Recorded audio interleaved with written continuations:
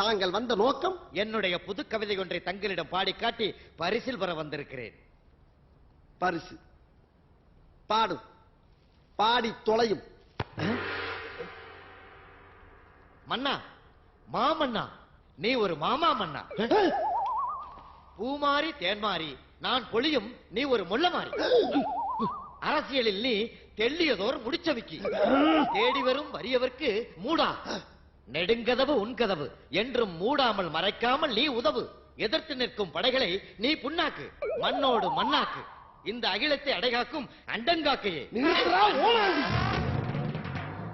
சிங்கத்தின் கொகைக்குள்ளே வந்து அதனுடைய பிடரியை பிடித்து தொங்கவா பார்க்கிறாய்? நான் என்ன குற்றம் செய்தேன் மன்னா? எதற்காக நான் என்னை திட்டினாய்? திட்டினேனா? தங்களை பாராட்டி பாடல் தானே பாடினேன். அமைச்சரே, என்ன பிதற்றுகிறான்? உணாண்டி, சிறிதும் இடைவெளியின்றி மன்னரை பார்த்து திட்டினாயே, எதற்காக? எப்போது திட்டினேன்? புழுகாதே புலவா. மன்னரை பார்த்து மாமா மன்னன் என்றாயே. ஆமாம், மாமன்னர் என்றால் பெரிய மன்னர், மாமா மன்னர் என்றால் மன்னர்களுக்கெல்லாம் மன்னர் என்று கூறினேன். மன்னரின் முகம் பார்த்து முள்ளமாரி என்றாயே. ஆமாம், மாறி என்றால் மழை, முள்ள நிலத்தில் பெய்கின்ற மழை போன்றவனே என்று கூறினேன். முடிச்சவிக்கி அரசியலில் போடுகின்ற சூழ்ச்சியான முடிச்சுகளை அவிழ்ப்பவன் என்று கூறினேன். மூடா என்றாயே. அடுத்த வார்த்தையை சேர்த்து பார்க்க வேண்டும்.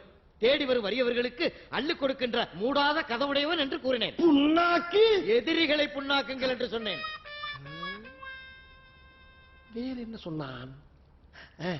அமைச்சர், இந்த முறை மாட்டுவான். என் மூக்கை குறிபார்த்து அண்டங்காக்கா என்று சொன்னாயடா, அதற்கு என்ன அர்த்தம்? அண்டம் என்றால் உலகம், காக்கை என்றால் காப்பாற்றுவது, உலகத்தை காப்பாற்றுபவன் என்று கூறினேன். அப்படியா அர்த்தம்? அப்படித்தான் நான் பாடினேன். இல்லை இல்லை, நீ என்ன விளக்கம் சொன்னாலும் அதை ஏற்றுக்கொள்ள என் மனம் மறுக்கின்றது. உனக்கு பரிசும் கிடையாது, ஒன்றும் கிடையாது. உதைப்பதற்குள் ஓடிவிடு. மன்னா, என்ன? என் சாபத்திற்கு ஆளாகாதீர்கள். மன்னா, வயதிலே மூத்தவன் என்ற முறையில் சொல்லுகிறேன். அளவுக்கு அதிகமாக நடக்கிறேன். எதற்கும் ஒரு எல்லை உண்டு. டே பானபத்திர ஓனாண்டி, என்னிடமா எதிர்த்து பேசுகிறாய்?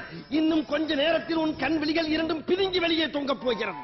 யாரங்கே அந்த மூக்குப்பிடியை அள்ளி அவன் முகத்தில் போடுங்க. இது அநியாயம், அக்கிரமம். எனக்கு இது நியாயமடா? நன்றாக தூவுங்கள். அதே ஓனாண்டி புலவா, உனக்கு ஒருவனுக்கு மட்டும்தான் மூக்குப்படி தண்டனை. இனி இந்த அரண்மனைக்குள் எந்த புலவன் கால் வைத்தாலும் அவனுக்கு மிளகாய் பொடி தண்டனை. கருவம் தலைக்கேறிய மன்னா, உன் ஆணவம் அழிய போகிறது. அழிவாம் அழிவு.